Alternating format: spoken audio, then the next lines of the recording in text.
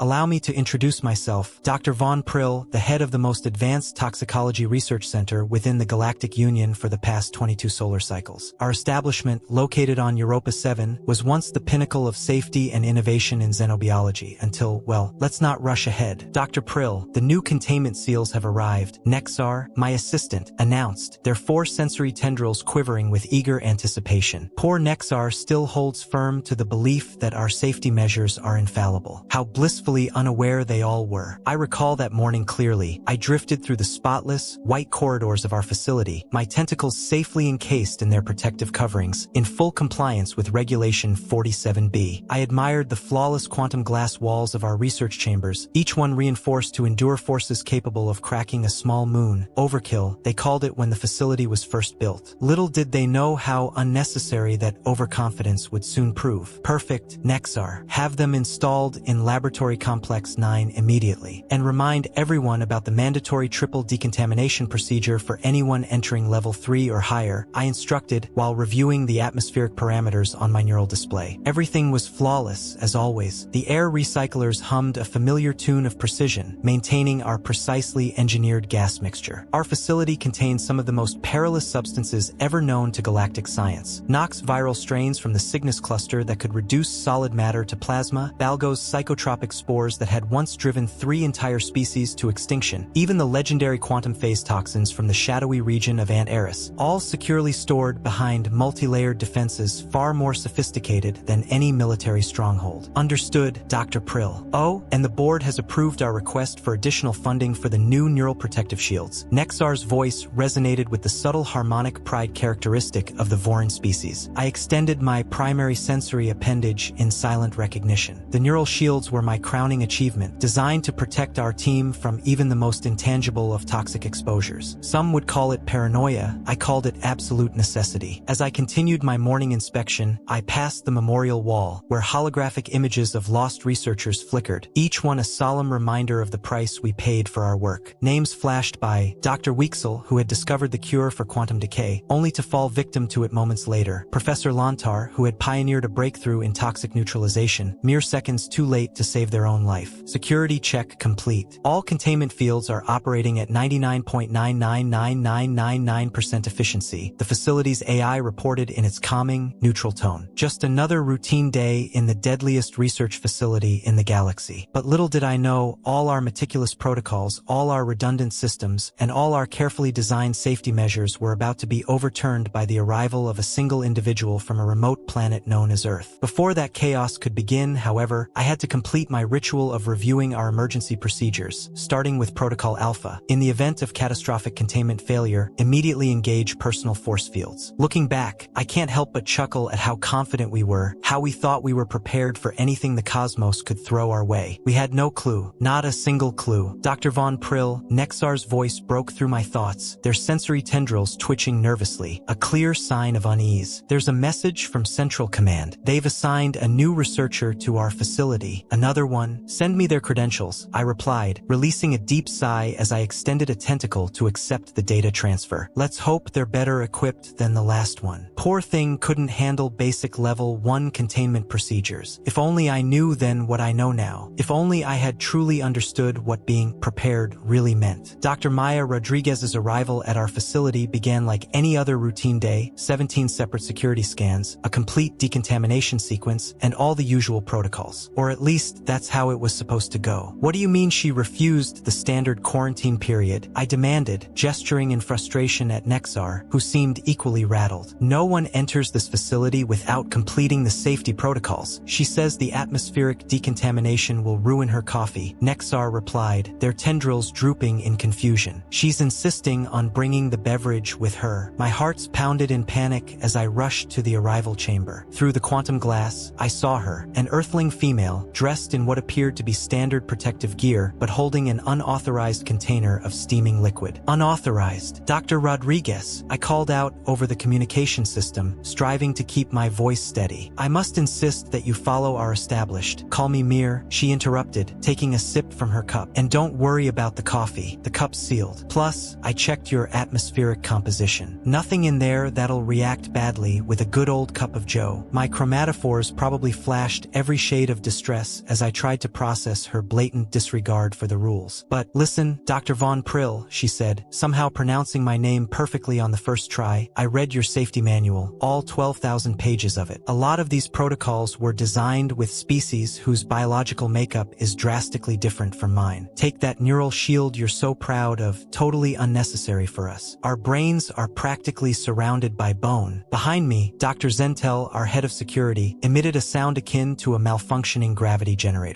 Wrapped in bone, he muttered, clearly perplexed. What kind of evolutionary nightmare is Earth? Maya laughed. The sound rang out, unrestrained, through our pristine corridors, causing several junior researchers to retract their sensory organs in surprise. Oh, you have no idea. Now, where's my lab? I saw some fascinating data on your KN viral research, and I've got a few theories I want to test. But as for your orientation, I've already memorized the facility layout, she said, walking past us with that peculiar human gait. Striding on two legs may seem inefficient to you, but it gets the job done. I followed her, trying to ignore how she was violating at least 7 different movement protocols with every step. The staff either pressed themselves against the walls in shock or stared, transfixed, at her defiant breach of every regulation. Dr. Rodriguez, Maya, I finally caught up to her, my tentacles fluttering with a mixture of frustration and disbelief. While we appreciate your enthusiasm, there are certain procedures in place for everyone's safety. That beverage container, for example. She halted and turned to face me, her lips curving into something humans call a smile. Dr. Von Prill, I get it. You run a tight operation here, but trust me, if coffee were hazardous to your facility, Earth would have destroyed itself centuries ago. We practically run on this stuff. Before I could process the unsettling implications of her statement, she was already at the door to Laboratory Complex 3. This should have been impossible, given that the security doors were. Oh, I took the liberty of syncing my neural implant with your security system, she said nonchalantly, as if it were no more remarkable than breathing. Hope that's okay. Your encryption is solid, but honestly, it's nothing compared to what we dealt with in grad school. Nexar, who had just caught up to us, let out a surprised squeak. But that's a level 9 security system, is it? Mir replied casually, taking another sip from her cup. Might want to update it. By the way, about those Nox viral strains, your containment protocols don't seem to account for quantum tunneling at the submolecular level. We should probably address that before someone gets hurt. I stood there in stunned silence, watching as she began accessing our main research database. Her fingers moved across the holographic interface at a pace that was almost dizzying. Around us, the other researchers were standing frozen, their various appendages, tendrils, and sensory organs all focused on this audacious creature who had just casually disrupted every shred of security we had worked so hard to establish. Oh, and Dr. Von Prill, she added with another one of those infuriating smiles. You might want to tell everyone to stop holding their breath when they pass me. Human germs aren't actually toxic to any known species. We checked extensively. Looking back, this was the moment when everything we thought we knew about our world began to crumble. But at the time, all I could think was, what kind of death world produces beings who can bypass security systems while carrying unauthorized liquids? I had no idea that this was only the beginning. It happened during what should have been a routine transfer of Cygnus toxic samples. One moment, everything was proceeding according to the 247 meticulous steps of our security protocols, and the next, pure chaos. Warning, containment breach detected in Laboratory Complex 7. This is not a drill. Repeat, this is not a drill. The AI's normally soothing voice was now blaring through the facility's emergency frequencies, causing my sensory tentacles to vibrate in alarm. Through the observation window, I watched in horror as the containment field around the Cygnus samples flickered and then failed. The sickly purple vapor, capable of turning organic matter into its base elements, began to spread across the lab. Initiate emergency evacuation sequence, I ordered, my chromatophores flashing the standard emergency patterns. Seal all connected chambers. Begin atmospheric purge. The facility's warning lights blazed red, casting everything in an eerie, pulsing glow as researchers scrambled in panic. Nexar's sensor tendrils were nearly knotted with fear. Dr. Von Prill, the purge isn't working. The toxin is somehow interfering with the atmospheric controls. Nexar's voice trembled, and that's when I saw her. Maya Rodriguez was running straight toward the contaminated lab, not away from it. The humans lost her mind, Dr. Zentel shouted. Dr. Rodriguez, stop immediately. I screamed into the comm system. That's weapons-grade toxic vapor. She actually paused and rolled her eyes at me through the observation glass. Good thing I'm not wearing a standard suit then, she said, casually holding up what appeared to be a flimsy, nearly transparent mask. Just need my trusty N95. Got used to these during the pandemic. Before anyone could stop her, she bypassed the emergency locks again and strode right into the contaminated lab. The purple vapor swirled around her like a ravenous predator closing in on its prey. "Someone stop her," Dr. Zentel shouted, panic rising in his voice. "The human's going to die horribly?" Maya's calm voice came through the comm system. "Nah, this stuff's not so bad once you get used to the smell. Reminds me of my grandmother's cooking, actually." We all watched in stunned silence as she walked through the deadly purple haze, casually making notes on her datapad. Interesting reaction pattern. "Hey, Dr. Von Prill, did you know this toxin actually becomes inert when exposed to certain compounds found in human sweat? That's probably why I'm not melting right now." "That's impossible," I stammered. "The Cygnus toxin breaks down all organic matter at the molecular level." "Well, clearly not all organic matter," she replied nonchalantly, now collecting samples of the vapor. "Human bodies are pretty weird. We've got all sorts of fun chemical defenses built in. Side effect of evolving on a death world, I guess." By this point, Dr. Zentel had fainted. 3 other researchers huddled together in a corner, convinced they were hallucinating. Nexar just kept opening and closing their mouth soundlessly. "Now, let's see," Maya continued, completely oblivious to the chaos she was causing. "If I'm right about the chemical interaction," she pulled out her ever-present coffee cup and, to our utter horror, poured some into the vapor. "No!" I screamed. The purple vapor shifted color, turning green, then blue, and then it dissipated entirely. "Neutralizing reaction," Maya finished, her tone casual as ever. "Caffeine and tannins. Works every time." Well, most times. After analyzing the molecular structure of the reaction, she strolled out of the lab, casually removing her flimsy mask. "You might want to update your emergency procedures," she added. "Coffee is a lot cheaper than those atmospheric purgers you're using," but I couldn't even manage to speak in full sentences anymore. My mind was reeling. "The safety protocols are great for most species," Maya continued, completely unfazed, "but maybe a bit overcautious when it comes to humans. Though I probably should have warned you about our natural resistance to class 3 molecular toxins." "That's on me." "Natural resistance?" Nexar finally managed to speak, still wide-eyed with disbelief. "To the deadliest known substance in the galaxy?" Maya shrugged, that disturbingly human gesture involving a lift of her shoulder. "Point is, Earth's got some pretty nasty stuff too. You build up a tolerance. Plus, our bodies are basically just walking chemical warfare factories. Did you know we actively produce small amounts of hydrogen peroxide? Or that our tears contain lysine, which explodes bacterial cell walls? Your bodies produce weapons?" Someone whimpered from the corner. "Yeah," Maya replied, taking another satisfied sip of her coffee. "We're full of toxic substances. It's actually a little amusing that you all thought we needed those neural shields. Our brains literally run on electricity and toxic ion channels," Maya said, sipping from her now iconic coffee cup. I glanced around at the now clear laboratory, then back at the human casually sipping her toxic neutralizing beverage. Every single safety protocol, every meticulous procedure, every assumption about xenobiology we'd held dear, all undone by a single human with a hot drink. "I should probably mention," Maya continued, checking her datapad, "that I took some readings during the breach. Found some really interesting patterns in the toxin's behavior. Want to go over the data? I've got some theories about weaponized coffee that might blow your minds. Figuratively speaking, of course." As my fellow researchers slowly recovered from their shock, I realized with a sinking feeling that our facility would never be the same. How could it be, when all our deadliest substances could apparently be neutralized by a human beverage? The flashing warning lights still pulsed ominously, but they seemed less urgent now. Still, I had a nagging feeling that our real problems were just beginning, especially when Maya casually mentioned experimenting with energy drinks next time. "Next time?" I asked, my voice barely a whisper. Her smile alone should have triggered at least 4 different warning systems. After the incident, the governing board demanded an emergency meeting. I found myself trying to explain how our most dangerous specimen had been neutralized by a human beverage, while Maya sat there, sipping away at her 3rd cup of coffee. "So, let me understand this correctly," Board Director Quilzar rumbled, their crystalline body structure vibrating with concern. "Not only did Dr. Rodriguez violate 17 major safety protocols, but she also introduced an unknown substance into a level 9 containment zone." "Actually, it was 23 protocols," Maya chimed in helpfully. "You forgot to count the ones about proper footwear. These boots aren't regulation, but they're super comfortable." The entire board shifted uncomfortably in their environmental suits. I noticed they triggered the room's protective shielding before allowing Maya to enter. Not that it mattered, she'd already pointed out 3 flaws in the shielding design. But the fascinating part, Maya continued, pulling up a holographic display, is what happened when the coffee compounds interacted with the toxin. Look at this molecular breakdown. Her fingers danced through the display, rearranging complex chemical structures with casual ease. The toxin's primary attack vector relies on breaking down cellular walls, right? But human cells are weird. We've got these super flexible membranes that can actually adapt to toxic exposure. Plus, the caffeine molecules created an unexpected catalytic reaction. Dr. Rodriguez, board member Ulrichs asked, a note of disbelief in their voice, "Are you suggesting that humans regularly consume substances that can neutralize our most deadly toxins?" "Oh, coffee is just the beginning." Maya grinned, unbothered. "Wait until you hear about hot sauce. I brought some ghost pepper samples if you'd like to try." "No!" the entire board shouted in unison. They'd already been briefed on Earth's capsaicins and hot condiments, and none of them wanted to experience that particular horror. "Your loss," Maya shrugged nonchalantly. "But here's the really cool part. I've been analyzing the interaction between human biochemistry and your various toxic samples. Turns out we're basically walking detoxification units. Our livers alone can neutralize compounds that would dissolve most species," Maya said, pulling up another display, this time showing a diagram of human internal organs. Several board members visibly recoiled at the sight. "See this?" Maya pointed to the liver diagram with a grin. "This bad boy can break down almost anything. Alcohol, toxins, poisons, you name it. We evolved it because Earth life forms kept trying to kill us with poison, so we just got really good at processing toxic stuff." Processing toxic. Director Quilzar's voice trailed off weakly, clearly struggling to process this new information. "And that's not even getting into our stomach acid," Maya continued enthusiastically. "Did you know we can dissolve metal? Not very efficiently, but still pretty neat. Oh, and our blood, it's basically rust water, powered by tiny oxygen bombs we call mitochondria." I watched as the board members' various appendages, tentacles, and sensory organs all displayed signs of extreme distress. This was a level of biological revelation none of them had anticipated. "But wait," Maya said, pulling out a small container from her lab coat. "I've been working on something even better. Remember how coffee neutralized the Cygnus toxin? Well, I mixed some energy drinks with your quantum phase samples. And you did what? I nearly lost control of my chromatophores, my nervous system struggling to comprehend the situation." "Relax," she waved dismissively. "I used a containment field, though honestly, I probably didn't need it. Look at these results." The holographic display shifted, showing something that defied every law of toxicology we knew. The quantum phase toxins were not just neutralized, they were being repurposed. "See, if we modify the molecular structure using caffeine as a base and add some taurine, that's another fun human drink ingredient, we can actually transform the toxin into a pretty effective fuel source. I'm calling it the monster reactor,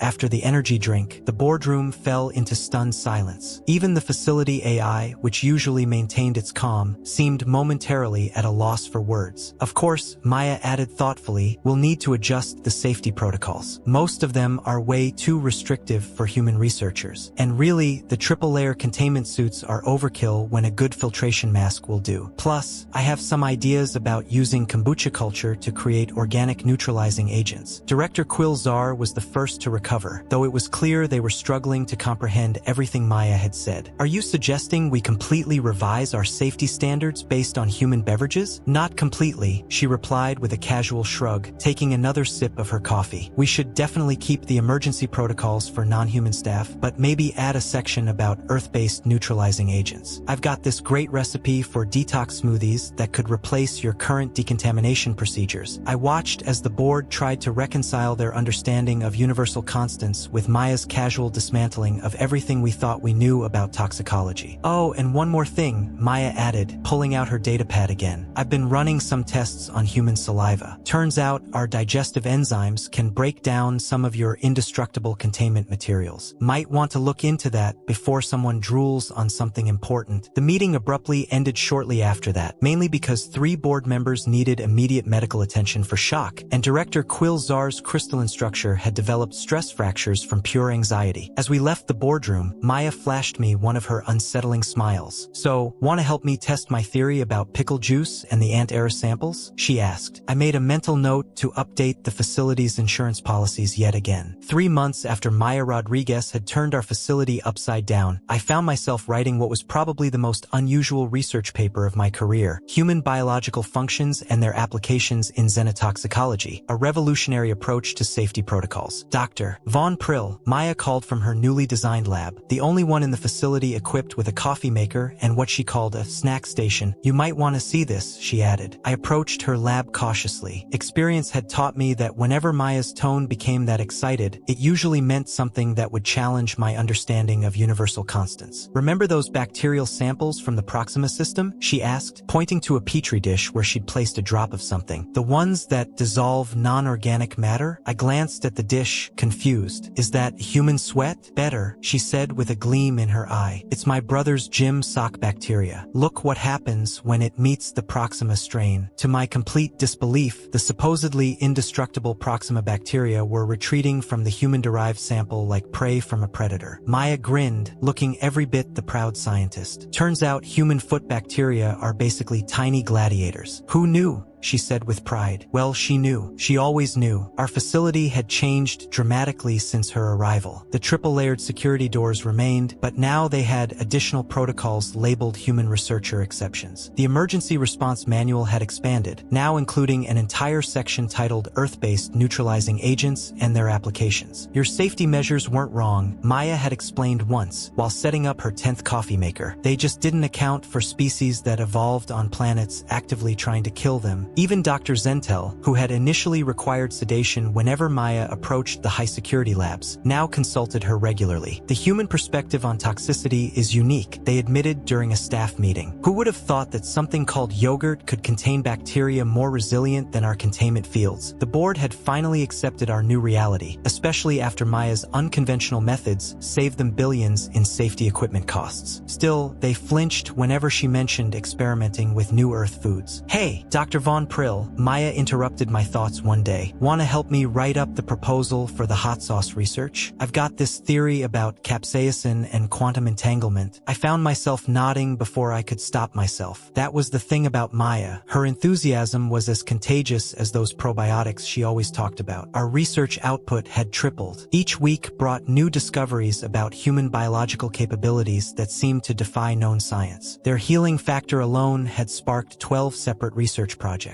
You know what's funny? Maya said one day while casually handling samples that would have required full containment protocols for any other species. Back on Earth, we're considered pretty fragile, always getting sick, breaking bones, needing sleep. But out here, she gestured around the lab with a casual sweep. Out here, we're practically superpowered. The newest addition to our facility was the Human Solutions Archive, a vast database dedicated to Earth-based substances and their potential applications in xenotoxicology. Coffee still held the top spot for the most versatile neutralizing agent, though something called pickle juice was a close second. Looking over our latest research results, I couldn't help but chuckle at how far we'd come. Our facility, once known for having the strictest safety protocols in the galaxy, was now famous for its groundbreaking human-inspired solutions. Dr. Von Prill, Maya's voice rang through the lab again. Remember that theory about using kombucha to create organic containment fields? Well, you're not going to believe this. I hurried over, tentacles ready to take notes. Whatever she discovered, I knew it would probably rewrite another chapter in our safety manual. And honestly, I wouldn't have it any other way, though I still triple-check the containment seals whenever she mentions bringing in something called durian for testing. Even humans have their limits, right? Research log entry 2488 station, Advanced Xenobiology Research Facility, Europa 7 Chief Researcher, Dr. Von Prill subject. Final thoughts on human integration today marks one standard year since Dr. Maya Rodriguez first walked into our facility, cup of coffee in hand, and turned everything upside down. The Galactic Science Council has just approved our new safety protocols, titled Adaptive Species-Specific Security Measures, though most just call it the Human Handbook. Dr. P.R. Mears' voice echoes through the facility, as usual. The new interns are here. I extend my sensory tentacles, bracing myself. We're receiving our first batch of human research assistants today. The facility's AI has already stocked every lab with coffee maker standard equipment, now conveniently placed right next to the quantum stabilizers. Did you tell them about the coffee neutralization protocols? I ask, observing as 5 humans enter the facility, each carrying their own container of Earth beverages. Oh, they brought their own solutions, Maya grins. That one's got kombucha. She's carrying green tea. He's got something called Gatorade. The facility's original safety manual now sits proudly in our museum display, right next to the first coffee cup that saved us from the Cygnus toxin breach. Visitors often ask if the stories are true. Did a human really neutralize our deadliest toxins with beverages? Did they actually redesign our containment protocols based on Earth bacteria? The answer is always yes, though some parts still sound unbelievable, even to me. Last week, one of our long-term research projects confirmed something we'd all suspected. Humans don't just survive toxic environments, they adapt to them. Their bodies actually get stronger, more resistant. It's like they're taking notes on what tries to kill them and writing countermeasures into their genetic code. Check this out, Maya says, pulling up the latest data. We exposed human tissue samples to the Antares quantum phase toxins. After initial exposure, the cells didn't just survive. They started producing compounds that could neutralize the toxin. They learned from it. I watch as the new human interns set up their workstations, casually handling materials that would have required triple-layer containment just a year ago. One of them is eating something called sushi, raw earth fish wrapped in seaweed. I try not to think too much about the fact that they voluntarily consume ocean scavengers. The facility's reputation has changed. What was once the epitome of cautious, highly controlled research is now a hub of groundbreaking experimentation, thanks to the indomitable human spirit and their bewildering ability to turn toxic environments into opportunities. We're no longer just known for our safety measures, but for our groundbreaking research into human biological adaptability. 3 other research stations have already requested our protocols for integrating human researchers. Oh, by the way, Maya adds with a grin, my cousin's starting next week in the quantum toxicology department. She's bringing some special spice blend from Earth called Carolina Reaper. Might want to warn the emergency response team. I've learned not to ask too many questions about Earth substances with ominous names. The most surprising change isn't in our protocols or research methods. It's in how we view the universe now. We used to think we understood the hierarchy of species capabilities, had it all mapped out in neat, logical categories. Then humans came along, drinking their toxic beverages, hosting armies of beneficial bacteria in their guts, casually adapting to conditions that should have been lethal, and basically treating deadly toxins like mild inconveniences. Dr. Von Prill, one of the new interns, approaches, a protein shake in hand. We were thinking about testing some probiotic reactions with the Baller spores. Maya mentioned you might be interested. I noticed they're drinking something that, according to our scanners, contains compounds that would qualify as biological weapons on 7 different worlds. Looking around at my facility now, humans casually working alongside other species, our newly integrated safety protocols, the revolutionary research we're producing, I can't help but wonder what else we got wrong. What other assumptions about species capabilities are waiting to be disproven by someone walking in with an unusual beverage? Hey, everyone, Maya calls out from the other side of the lab. Staff meeting in 10 minutes. I brought donuts. I watch as the human researchers excitedly gather around what I now know are fried rings of Earth carbohydrates covered in various sweet compounds. Our non-human staff still won't go near them, especially after learning about something called sugar rush. That's the thing about humans. Just when you think you've figured them out, they surprise you with another seemingly impossible ability or bizarre dietary choice. And somehow, they've made our facility safer by showing us how our safety measures were too rigid, too based on assumptions rather than adaptability. Though I still keep one emergency containment field active at all times. You never know when someone might bring in that durian fruit Maya keeps threatening to introduce for testing. Some risks are universal. End log entry.